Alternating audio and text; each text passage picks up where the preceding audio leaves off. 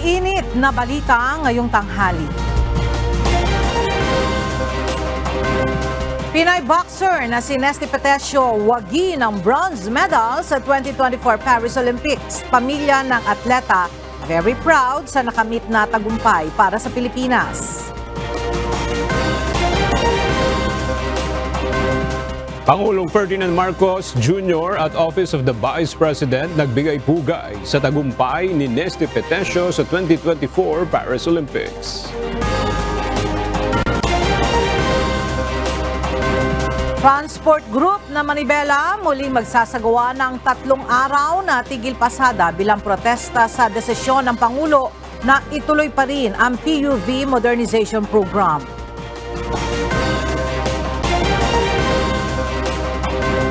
Pilipinas, US, Australia at Canada nagsagawa ng multilateral maritime cooperative activity sa karagatang sakop ng Philippine Exclusive Economic Zone.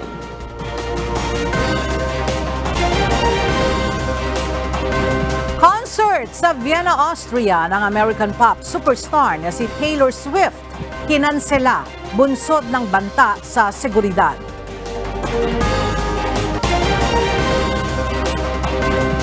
At Kristiyano drama ng UNTV na pinamagatang Bihis ginawaran ng parangal ng Anak TV Awards.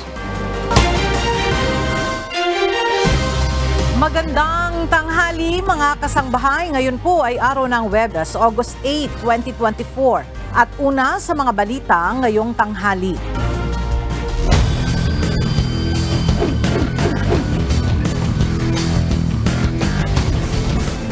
Nakuha ni Pinay boxer Nesty Petesio ang ika-4 na medalya ng Pilipinas sa idinaraos na Paris 2024 Olympics.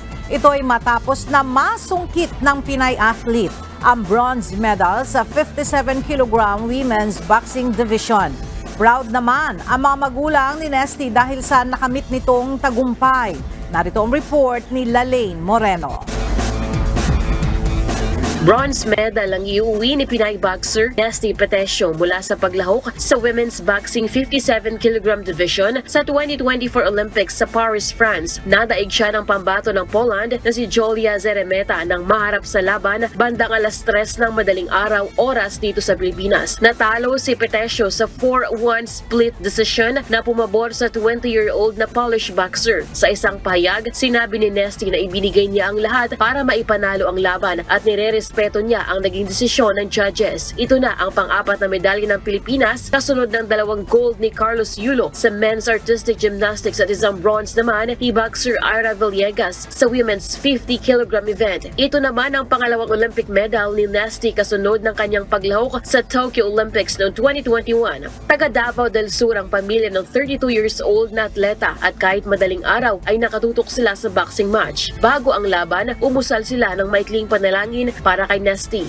Nang magsimula ang unang round, halos wala silang kurap sa panonood sa bawat galaw at suntok ng 2 boksingero. Ayon naman sa ama ni Petesio na isa ring boxing coach, tila hindi komportable si Nesty sa suot na headgear. Tila nag-iba rin ang kanyang galaw sa ikalawa at huling rounds at hindi inasahan ang pinakawalang technique ng katunggaling Polish na naging mas agresibo sa huling bahagi ng match. Sa kabila ng pangyayari, super proud pa rin ang pamilya Petesio sa nakamit na tagumpay sa Olympics ng Pinay boxer.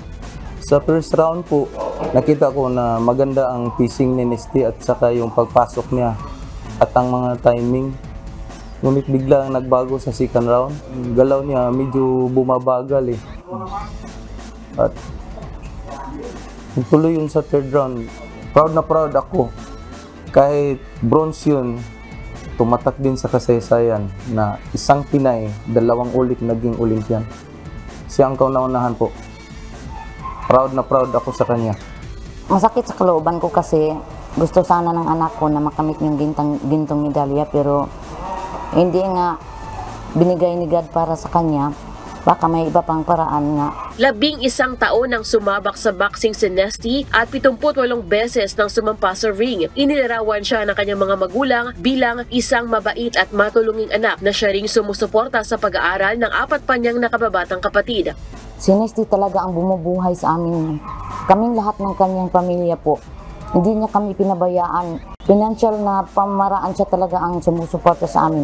Siya din po ang nagpapaaral sa kapatid niya sa kolehiyo. Lalaine Morano, UNTV News and Rescue. Diyos ang aming sanigan, serbisyo publiko ang aming pinahahalagahan.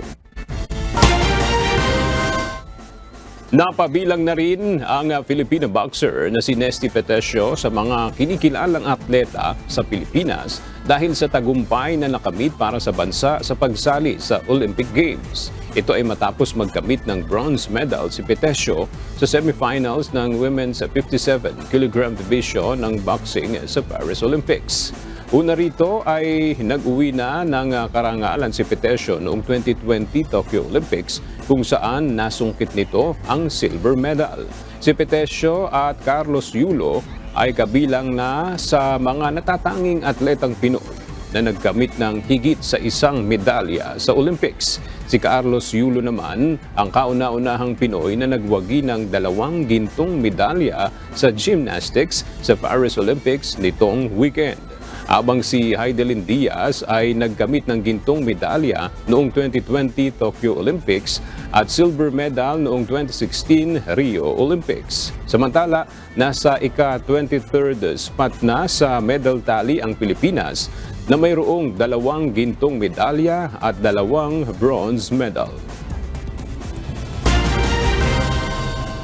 Nagbigay pugay si Pangulong Ferdinand Marcos Jr. at ang Office of the Vice President sa panibagong tagumpay na nakamit ng Pinay boxer na si Nesty Petesio.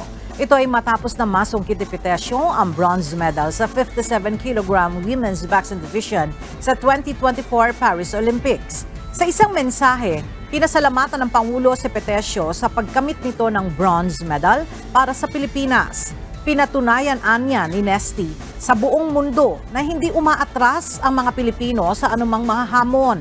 Ayon sa Pangulo, proud ang buong Pilipinas sa tagumpay ni Nesty at sinabing taas kamao para sa boksingerong Pilipino. Buong puso rin na nagpaabot ng pagbati sa karangalang hatid ni Petesio ang Office of the Vice President.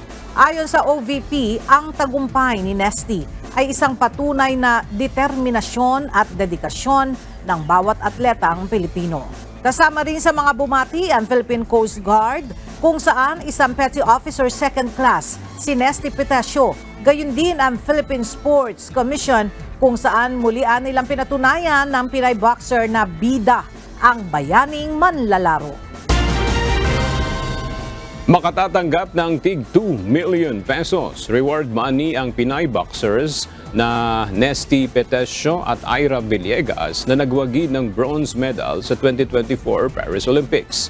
Ito ang nakasaad sa Republic Act 10699 o ang batas ukol sa expanding the coverage of incentives granted to national athletes and coaches. Sa ilalim ng naturang batas, 10 million pesos ang igagawad na incentive para sa gold medalist sa individual events, 5 million pesos naman kung silver medalist at 2 million pesos kung bronze medalist. Samantala, makatatanggap naman ng kalahati ng halaga ng incentive ni Nesty at Ira ang kanilang mga coach.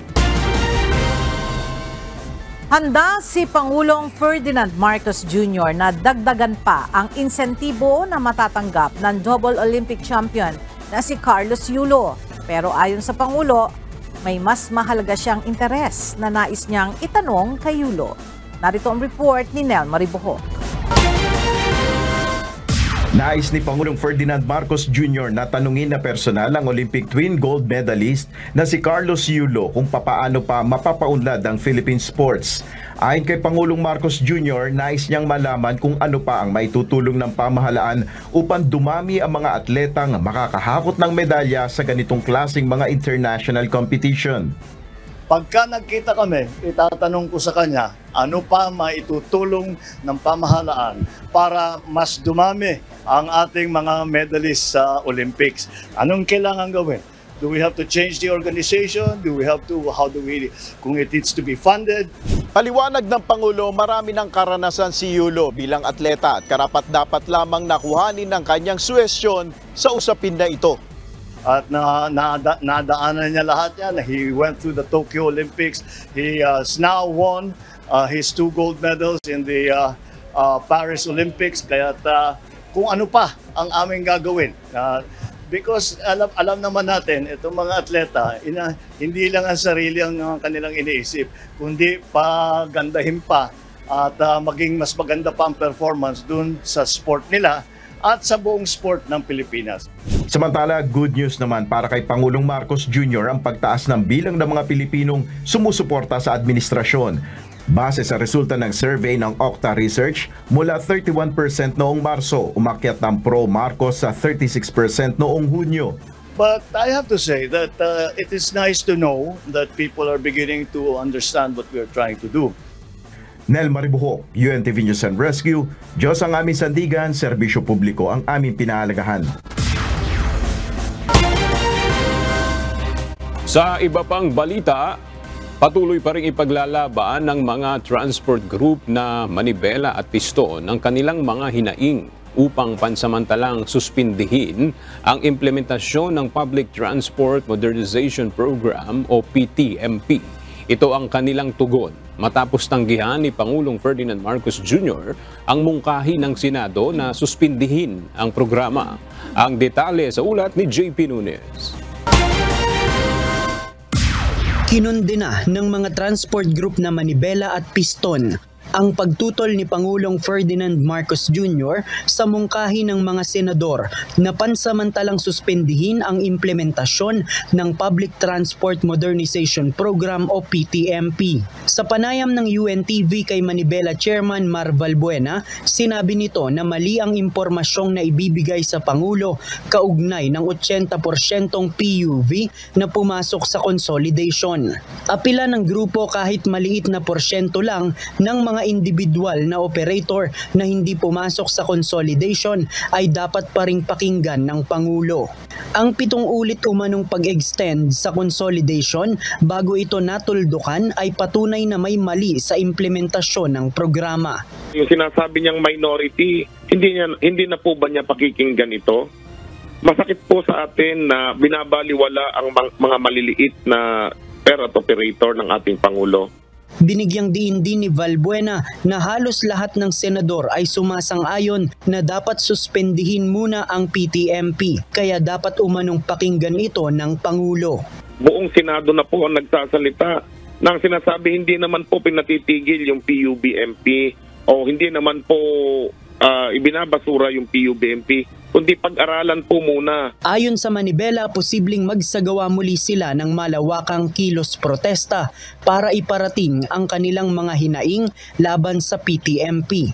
Ang transport group naman na Piston, sinabing ang pagtanggi ng Pangulo sa resolusyon ng Senado na suspendihin ang PTMP ay pagtangging kilalanin ang pagpapahirap na naidudulot umano ng programa sa mga tsuper at operator. Ipinaliwanag ng Piston na ipinipilit umano ng Marcos administration na sumunod ang mga operator, gayong mababaon naman sila sa utang at posible pang tumaas ang pamasahe ng mga commuter. Ang transport group naman na Angat Kooperatiba at Korporasyon ng Alyansang Pilipino para sa Modernisasyon o AKAPMO na mga grupo ng kooperatiba ay nagpasalamat sa desisyon ni PBBM. Ayon sa kanila, makakaasa ang mga commuter na ang nasa 159,000 na mga consolidated units sa buong bansa ay patuloy na magseserbisyo.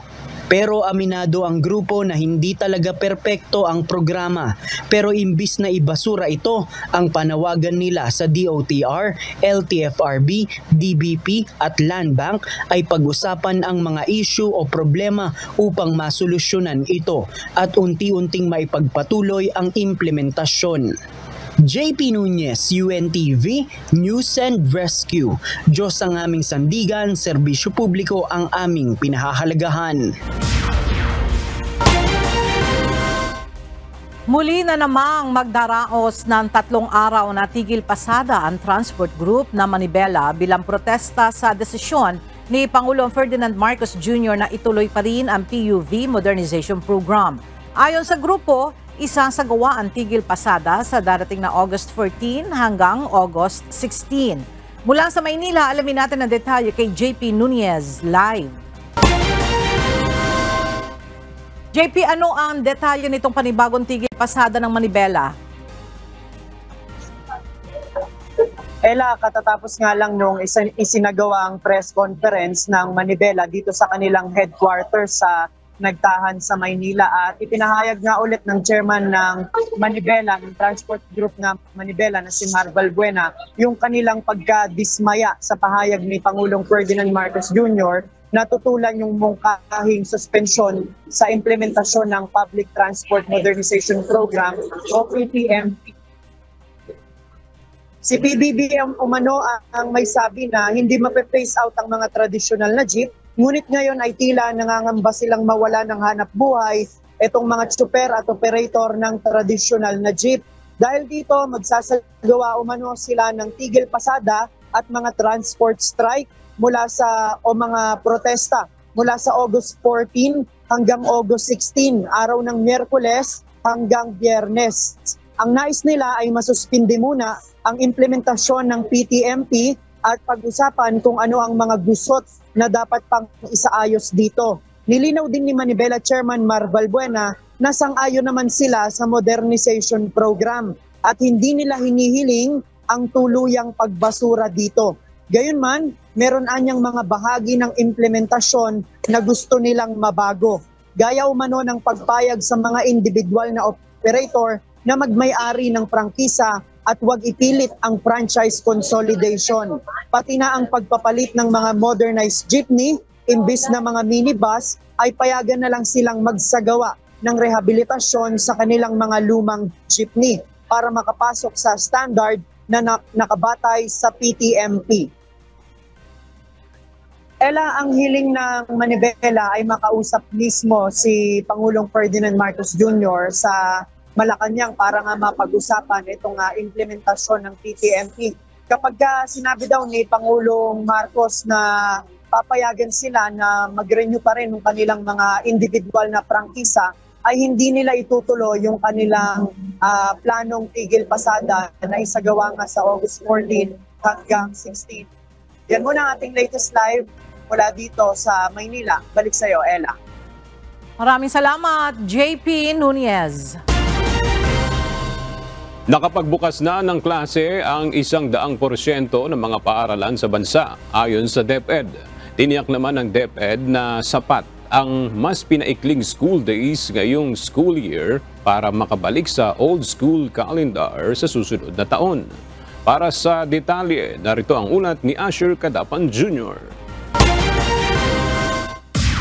Nakapagbukas na ng klase ang lahat ng mga paaralan sa bansa ngayong school year 2024-2025 ayon sa Department of Education o DepEd.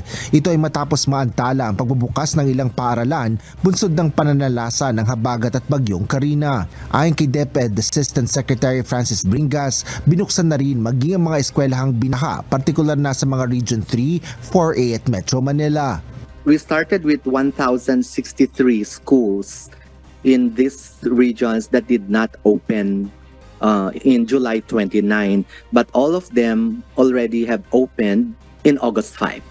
So 100% of our schools are now fully operational, including the schools whose classrooms were used as evacuation centers. Kampante naman ang kagawaran na makababalik na ang mga paaralan sa dating school calendar sa susunod na taon. Ito ay matapos paikliin ang bilang ng school days ngayong school year. Paliwanag ni DepEd Director Laila Ariola, sapat ang 173 school days upang matapos ng mga mag-aaral ang mga kasalukuyang ginagamit na curriculum. Actually, in the delivery of the curriculum, we need 160 days actually to cover all. And as to the missed days because of suspension of classes due to calamities and disasters, we're implementing actually the alternative delivery mode. We do not suspend classes anymore. Instead, our learners just shift to the distance learning delivery mode, of which we're using the self-learning modules which were used during the pandemic, Mr. Chair. Sa tala ng DepEd, umabot na sa 24 na milyong estudyante ang nakapag-enroll sa mga pampubliko at pribadong paaralan sa bansa, kasama na ang mga nasa state colleges at mga universities. Mahigit 80% nila ito ng 27.6 million target nila ngayong taon. Tiwala ang kagawaran na tataas pa ang naturang bilang sa gitna ng patuloy na enrollment sa mga paaralan. Asher Cadapan Jr., UNTV News and Rescue. Diyos ang aming sandigan, serbisyo publiko ang aming pinahalagahan. Lumabas sa isang survey na halos 8 sa 10 Pilipino ang sumasang-ayon sa pagkakaroon ng cellphone ban sa mga paaralan sa bansa. Sang-ayon naman dito ang Department of Education at sinabing matagal nang may department order hinggil dito.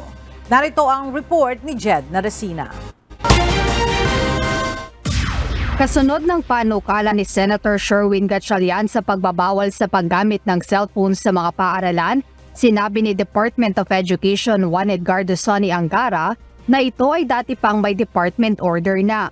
That's an old department order actually. So matagal nang hindi tinatanggap ang cellphone sa loob ng classroom. Handa rin na niyang sumunod ang kagawaran kung sakaling may batas na maipapasa kaugnay nito.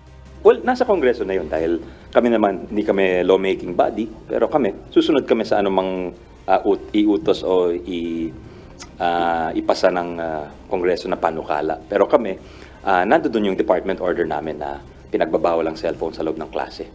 Dagdag pa ni Secretary Angara, isa sa dapat ding tutukan ng mga guro ay ang pagtuturo sa mga bata ng responsableng paggamit ng mga gadget.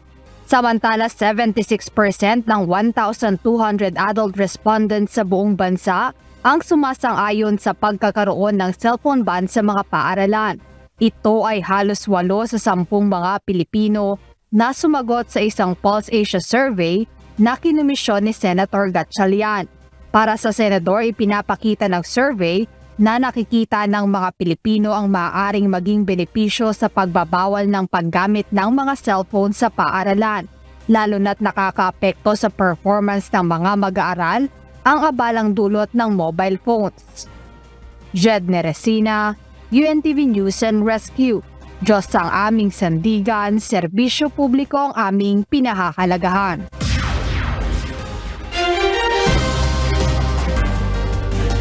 Mabibili na rin ang murang bigas sa Kadiwa Store Compound ng National Irrigation Administration o NIA simula ngayong araw. Sa anunsyo ng Department of Agriculture, inumpisahan na ang pagbebenta ng 29 pesos per kilo na bigas sa NIA Central Office sa Quezon City at iba pang regional offices ng ahensya Calabarzon, Central Luzon, Mimaropa at Caraga.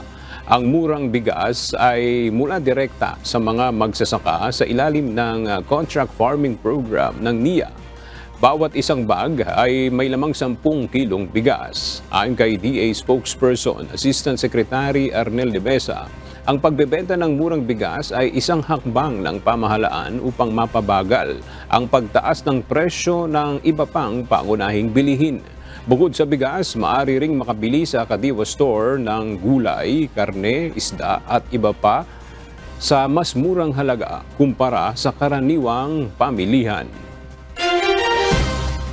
Sani Buersang nagsagawa ng Multilateral Maritime Cooperative Activity ang sandatahang lakas ng Pilipinas kasama ang military troops ng Estados Unidos, Australia at Canada sa karagatang sakop ng Exclusive Economic Zone ng Pilipinas. Kabilang narito ang West Philippine Sea. Isinagawa ang Multilateral Maritime Cooperative Activity mula kahapon, August 7, hanggang ngayong araw, August 8. Sa joint statement na inilabas kahapon, nakasaad na layon ang naturang Multilateral Maritime Cooperative Activity na maipamalas ng 4 na bansa ang kanilang commitment na lalo pang mapalakas at mapatibay ang kanilang regional at international cooperation bilang suporta sa free at open Indo-Pacific. Dagdag pa nila rito ang lalo pang pagpapaigting ng cooperation at interoperability ng naval at air force units ng 4 na bansa. Ibinida ngayon ng Philippine National Police o PNP ang kanilang mga bagong armas at mga sasakyan na gagamitin sa iba't ibang police operations. Ayon sa PNP, nagkakahalaga ang mga ito ng mahigit sa 500 milyong piso. Mula sa Camp Crame, may report si Ryan Lacanlale live. Ryan, ano-ano itong mga bagong kagamitan ng PNP? Ella, karamihan dito ay mga patrol car, motorcycle at mga baril. Personal na dinaluhan ni Pangulong Ferdinand Marcos Jr. ang pagdiriwang ng ika-123 Police Service Anniversary ng Philippine National Police sa Camp Crame ngayong Huwebes ng umaga. Ininspeksyon ng Pangulo ang mga bagong kagamitan ng pulisya na magagamit sa kanilang operasyon lalo na sa mga lalawigan. Nasa 553,342,820 pesos ang kabuuang halaga ng bagong police assets. Kinabibilangan ito, Ella, ng 20 units ng 4x2 personal carrier, 299 units ng light motorcycle dirt bike, 193 units ng light transport vehicle, 75 units ng patrol jeeps single cab, at 155 units ng 5.56 mm light machine gun.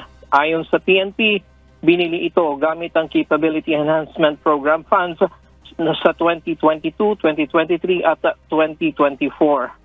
Sa talumpati ni Pangulong Marcos, sinabi nito na mahigit isang siglo na nagsisilbing tagapangalaga ng kapayapaan, kaayusan at seguridad ng komunidad ang PNP. Ang mga gawaing ito ay matagumpay sa tema ng PNP sa bagong Pilipinas, ang gusto ng pulis, ligtas ka.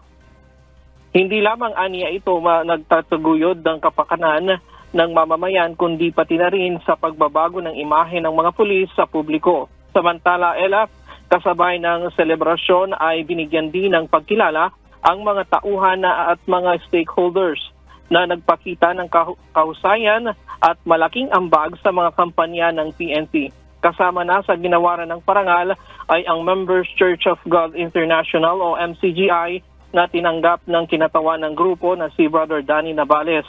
Ang pagkilala ay kaugnay ng partnership ng mga proyekto ng MCGI na nakatutulong sa Philippine National Police sa pangangalaga sa kapakanan ng mga Pilipino. Binati rin ng Pangulo ang mga awardee at hinimok na maging inspirasyon ang mga ito sa paglilingkod na may integridad, kaayusan at dedikasyon. Diyan muna ang latest mula dito sa Camp Crame, Quezon City. Balik sa iyo, Ella. Maraming salamat, Ryan Lacanlale. Inihayag ni Philippine National Police Chief Police General Romel Francisco Marbil na nasa 373 ang kabuang bilang ng binawi nilang tauhan ng Police Security and Protection Group o PSPG mula sa iba't ibang personalidad noong buwan ng Hulyo. Ayon kay PNP Chief Marbil, kabilang dito ang 75 na pulis na dating security detail ni Vice President Sara Duterte. Ginawa ni PNP Chief ang pahayag bilang tugon sa mga ulat na tila na single out si VP Duterte at bunga ng political pressure ang ipinatupad na recall process. Paliwanag ng opisyal, hindi lang si VP Sara ang binawasan nila ng police escorts dahil may nirecall din silang police security personnel mula naman sa ilang retired police generals, government officials, mga negosyante at ilang pribadong individual. Nireassign umano ang mga ito sa National Capital Region Police Office at iba pang police units kasama ang halos 300 pang sobrang tauhan na mula naman sa national headquarters. Binigyang diin ni Marbil bahagi ito ng rationalization ng police deployment upang higit na mabantayan ang seguridad ng publiko, mapaigting ang field operations at makamit ang target na police to population ratio. Tiniyak ngayon ng isang mambabata sa Kamara na sisiyasatin nila mabuti ang paggamit ng pondo sa tanggapan ni Vice President Sara Duterte. Nakatakda ang deliberasyon sa panukalang pondo para sa 2025 ng Office of the Vice President sa darating na August 15. Mula sa House of Representatives, makibalita tayo kay Rosalie Coz live. Rosalie, magkano ba ang panukalang pondo ng Office of the Vice President sa susunod na taon? Ella, para sa taong 2025, 2.037 billion pesos ang halaga ng panungkalang pondo ng tanggapan ni Vice President Sara Duterte. Ngayong taon, 1.87 billion pesos ang nakalaang pondo sa Office of the Vice President o OVP. Ayon kay Manila Representative Joel Chua, sisiyasatin niyang mabuti kasama ang iba pang kongresista ang naging paggastos ng tanggapan ni VP Duterte noong 2022, 2023 at ngayong taon. Ginawa nito ang pahayag matapos na punahin ni VP Duterte ang iba't ibang ahensya ng pamahalaan na nagpapabayaan niya at walang katapatan sa trabahong sinumpaan, kabilang na ang House of Representatives. Giit ni Representative Chua, kailangang magpaliwanag ng Vice Presidente kung paano nito ginagamit ang bawat piso sa allocated funds nito. Gaya ng ibang pampublikong opisyal, dadaan din anya si VP Duterte sa antas ng pagsiyasat tuwing deliberasyon ng panukalang pondo sa Kamara. Batay sa Department of Budget and Management, walang na-request na confidential at intelligence funds para sa 2025 ang Office of the Vice President. Balik Sir Ella. Maraming salamat, Rosalie Coz. Inihain sa Kamara ang panibagong panukala na naglalayong pahabain ng termino ng mga kongresista. Ito ang resolution of both Houses number 8 ni Ilocos Norte, 2nd District Representative Angelo Marcos Barba na pinsan ni Pangulong Ferdinand Marcos Jr. Lain nitong gawing 5 taon ang termino ng mga kongresista mula sa kasalukuyang 3 taon. Pwede ring tumakbo sa magkasunod na halalan upang mas lumawig pa sa 10 taon. It has caused a lot of disruption. Isipin nyo naman, every 3 years. So, lahat ang ginawa kundi nuwasos na government makakatipid. Para sa inyo ba? Ano-ano ba yung mga programa, proyekto na maisasakatuparan sa Marami. Pinahabalan natin. Naniniwala naman si Cagayan de Oro Representative Rufus Rodriguez, chairperson ng House Committee on Constitutional Amendments, hindi papaboran ng liderato ng Kamara ang panukala. Inihayag ni dating Senador Bam Aquino, chairman ng Katipunan ng Nagkakaisang Pilipino o KNP Political Party, na hindi pa umano na pag-uusapan ang posibleng alyansa ng kanilang pamilya sa mga Marcos. Ayon sa senador, masyado pa anyang maaga para isipin ang nasabing usapin at wala pa namang napag-usapan hinggil doon. Iginiit nito na ang pagsuporta nila sa Administrasyong Marcos o kahit pa sa oposisyon ay batay sa umiiral na issue na sa tingin nila ay maganda at gagawin nila. Well, wala kaming pag-uusap ngayon. And honestly ako, I prefer right now itong posisyon natin na independent kasi mas malaya ka magsalita eh.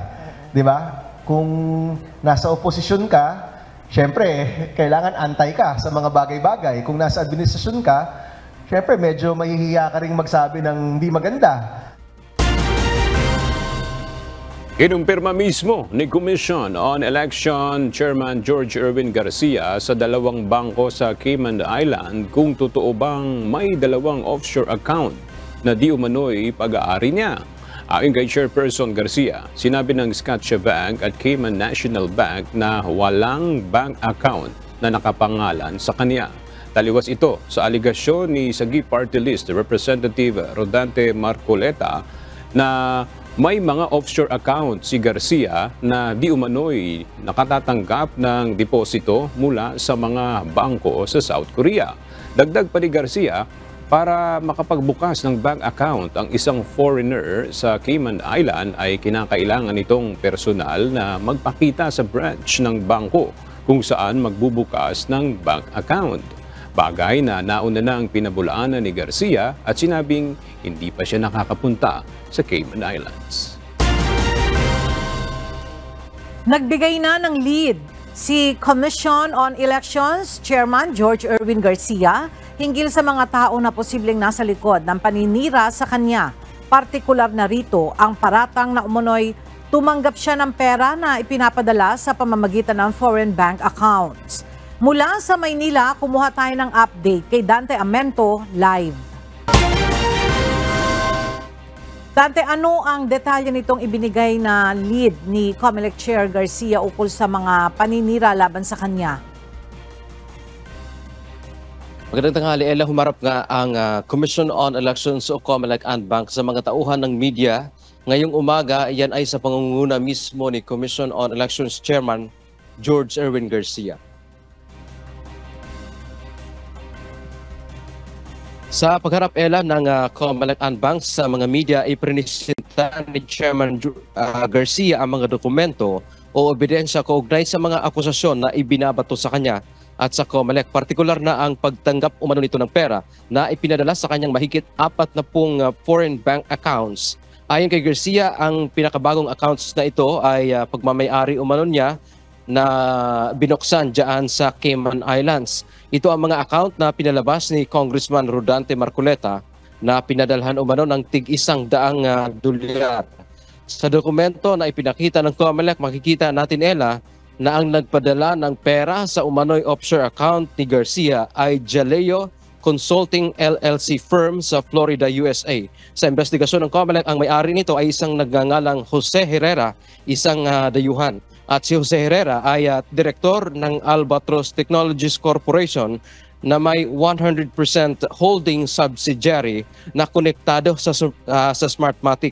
Dagdag pa ni Garcia, si Herrera ay abogado ng Smartmatic at father-in-law ng isa sa co-founder ng nasabing kumpanya. Ayon pa kay Garcia, bahala na ang taong bayan na humusga kung sino nga ang nasa likod ng mga paninira sa kanya. Ayon pa dito sa pagkatapos nga ng inihayag o revelasyon ni Chairman Garcia kasama ang kanyang mga commissioner kanina, binanggit nito hindi na sila sasagot pa sa anumang mga aligasyon na ibabato sa kanila kaugnay dito ngayon sa mga foreign bank account dahil ang pagtutuunan naman nila ng pansin ay ang paghahanda sa 2025 elections at kabilang nga sa panawagan kanina ni Garcia sa House Speaker at gayon din sa Senate President na sana huwag nilang tulutan na yung kanilang institusyon ay magiging isang venue o gamitin para sa paghahasik ng kasinungalingan o fake news. Ang binanggit dito ni Garcia ay may kaugnayan nga dito sa mga revelasyon, partikular na ang pagkakaroon nga ng press conference pa na sinasabing mayroon siyang foreign bank accounts ng isang mambabatas ng mababang kapulungan ng Kongreso. At ang panawagan din niya, kay Pangulong Ferdinand Bongbong Marcos Jr. na bilang mga miyembro ng isang pamahalaan, mga opisyal ng pamahalaan ay sana mabigyan siya o sila ng proteksyon. Ang sinasabi pa nga niya dito, aminado siya na dito ngayon sa kanyang revelasyon ay maaring ang maraming magagalit sa kanya dahil hindi basta-bastang individual ang kanyang nakabangga. Pero ang binigyang diin ng COMELEC chief kung siya mismo na pinuno ng COMELEC ay hindi magsasalita ay maaring ang buong pangalan o ang buong institusyon ang siyang masisira. Yan mo nating update mula dito sa Maynila. Balik sa Ella. Maraming salamat, Dante Amento. All set na ang plano ng provincial government ng Bulacan na magkaroon ng free wifi at internet sa buong probinsya. Layo nito na bigyan ng access ang lahat ng Bulakenyo sa libreng internet. Mula sa Bulacan, makibalita tayo kay Nestor Torres live. Nestor, kailan ba ang planong rollout nitong free internet at wifi dyan sa Bulacan? Magandang tanghali. Ngayong taon nga ito planong simulan anumang buwan at ito nga ay makikinabang dito yung mga iba't ibang mga eskwelahan at iba't ibang offices at dito sa probinsya ng Bulacan. Isang memorandum of agreement ang nilagdaan ng pamahalaang panlalawigan ng Bulacan at ng ARC-B Global Philippine Corporation para sa proyektong magbibigay ng libreng wifi sa buong probinsya. Layo ng proyekto na malagyan ng libreng internet service ang nasa 570 na barangay sa 20 munisipalidad sa Bulacan. Inaasahang mapapabilis nito ang online transaction sa lahat ng ahensya at pribadong sektor. Inaasahang bago matapos nga ang taon ay may sasakatuparan ang libreng public wifi dito sa lalawigan. At yan mo ang latest live, balik sa iyo. Aga? Maraming salamat, Nestor Torres.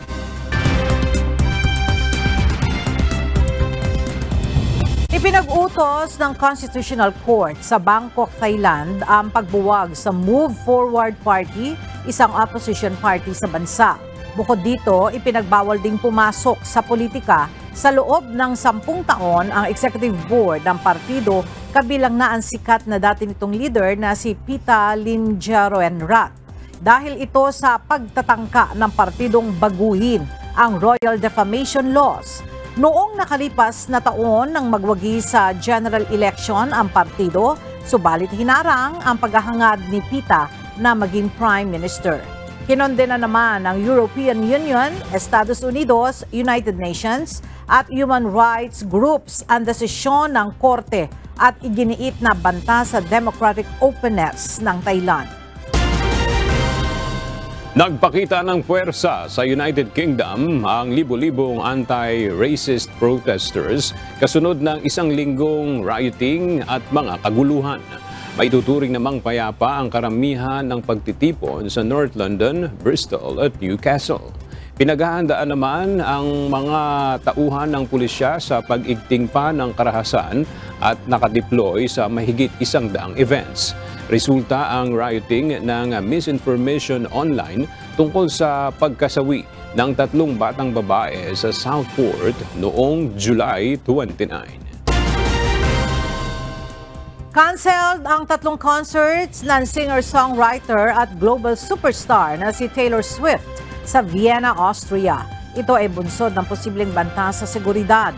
Nakatakda sanang gawin sa Ernst Happel Stadium ang concert na bahagi ng Eras Tour ni Taylor Swift sa August 8, 10 at 11. Arestado naman ang 2 lalaki sa hinalang pag-atake sa malalaking event sa Austrian capital.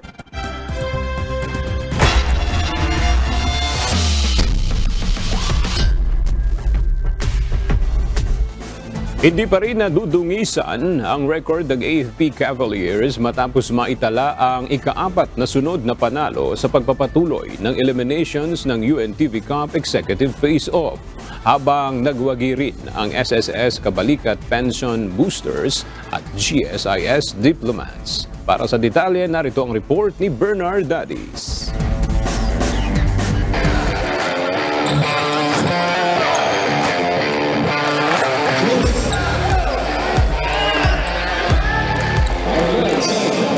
Umakyat sa kartang 2 panalo at 1 talo ang SSS Kabalikat Pension Boosters matapos magwagi laban sa DFA Diplomats sa score na 64-45 sa pagpapatuloy ng UNTV Cup Executive Face-Off Eliminations sa Amoranto Arena sa Quezon City kahapon.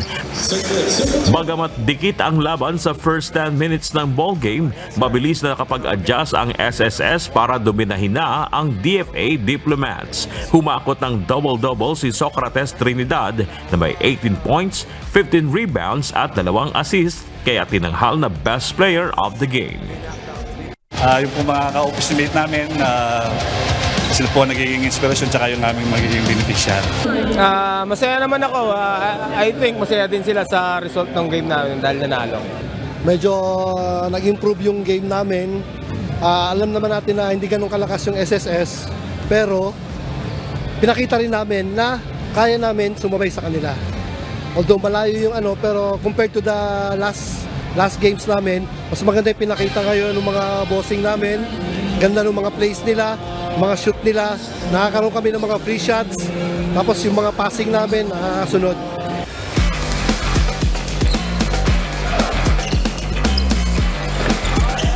Sa second game, dikdikan ang aksyon sa bakbakang Ombudsman Grabbusters at AFP Cavaliers. Dikitan lang ang punto sa first half at nagawa pang umabante ng score ng Ombudsman. Subalit nakabawi naman agad ang Cavaliers at lumamang pa ng 1 point, 29-28. Nag-regroup ang AFP sa third quarter at mabilis na umangat sa double-digit ang abante ng Cavaliers, 48-35 and of third kanto.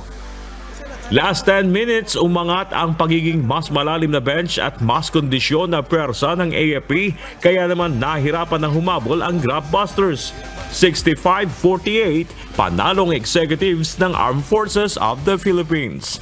Ginawa naman nila yung dapat nilang gawin. Nakita naman natin even though na may mga edad na sila, pero they're trying their best, especially on go back on defense. It did not go well. It did not go as we expected it to go. We planned to, feeling ko nadala lang kami sa gigil eh. Kasi we were looking forward to this game a few weeks back pa. Actually, isa sa yung AFP sa gusto naming makalaban.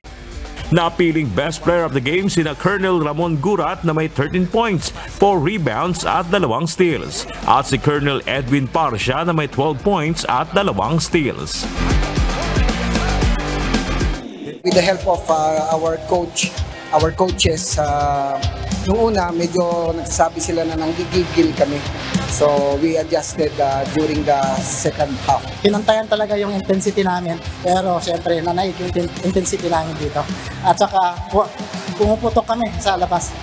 Sa ngayon ay may malinis na 4-0 win-loss record ang AFP, habang ang Ombudsman ay may 2 ng talo.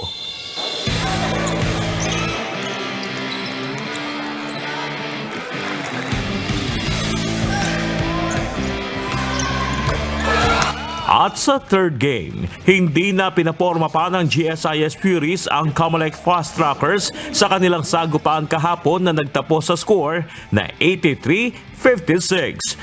Muling sumandig ang GSIS kay Homer Garcia na kumabada ng 7 points, 12 boards, 8 assists at 5 steals. Ayon sa back-to-back player of the game, marami pa silang kailangang i-improve sa kanilang performance. Medyo may lapses pa kami sa defense, and then yung gigil namin siguro, marami pa rin kaming tapon na bola, and then hangin, dagdag pa ng hangin dahil doon kami nakakapuntos, doon kami nakakalayo sa mga opponents namin. Sa ngayon may 2-1 win-loss record ang GSIS, habang ang Comelec ay wala pang panalo sa huling 2 laban. Nag-relax, medyo relax yung mga players namin, no? Relax in a sense na hindi sila nagmamadali and sinusunod nila yung mga sinasabi namin ni Coach Popoy, no? At the same time, nag-enjoy sila at yung pagod nila, inuubos nila every time na nasa loob sila ng court dahil siguro yun sa practices namin. Sa game siguro is lumabas yung mga kakulangan ng team and need namin improve. Like for example, medyo kulang kami sa conditioning. At the same time, pag kulang sa conditioning, yung mga plays, hindi mo ma-execute. Kaya mo lang gawin siya sa umpisa, pero later on, mahirapan ka nang execute kasi wala nang hangin yung mga players namin. Burger Daddies, UNTV News and Rescue. Diyos ang aming sandigan, serbisyo publiko ang aming pinahalagahan.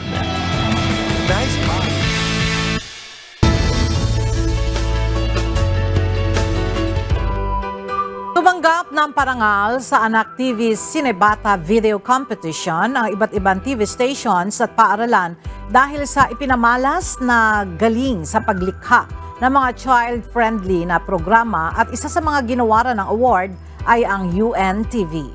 Narito ang report ni Jed Naresina. Our winner is Bihis by UNTV.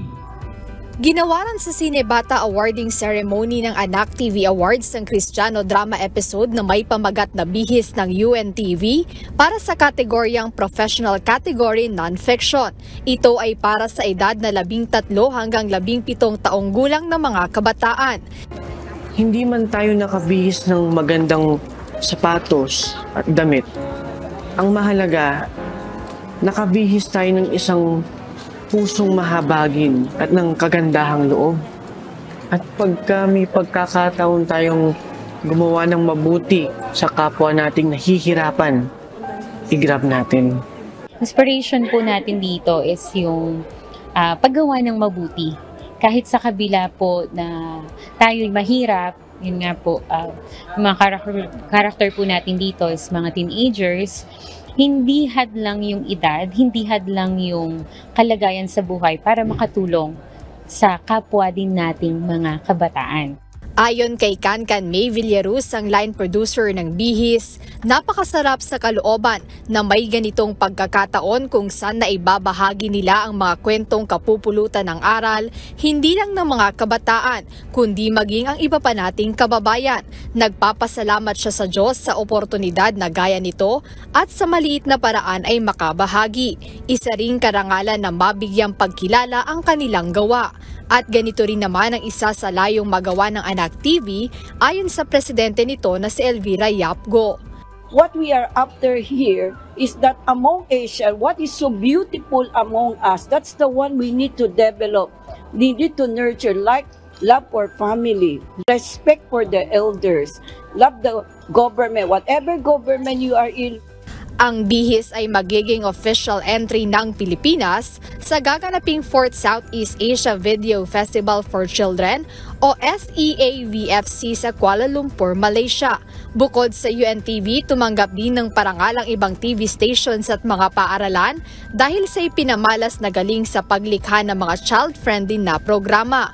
Kaugnay nito, magpapatuloy ang UNTV sa paggawa ng mga palabas gaya ng Kristiyano drama Bihis upang makapagturo ng magagandang ugali sa publiko. Gusto nating makapag-create pa ng mas maraming mga ganito na through dramatization, pag-create ng mga film,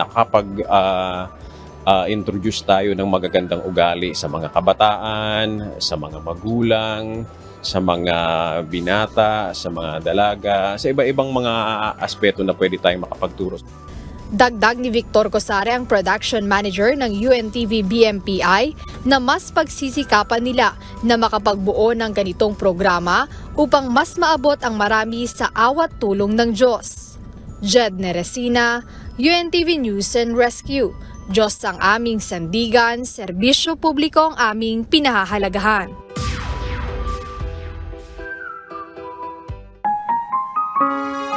At sa ating pong iiwang mga salita ng Diyos na ating sandigan mula sa aklat ng Juan, Kapitulo 3, versikulo 21 na nagsasabi, "Datapwat ang gumagawa ng katotohanan ay lumalapit sa ilaw upang mahayag na ang kanyang mga gawa ay ginawa sa Diyos."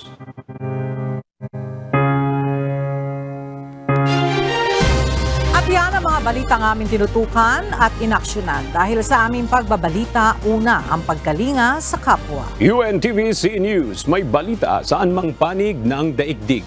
At dito sa UNTV, Diyos ang aming sandigan, serbisyo publiko ang aming pinahahalagahan. Magandang tanghali.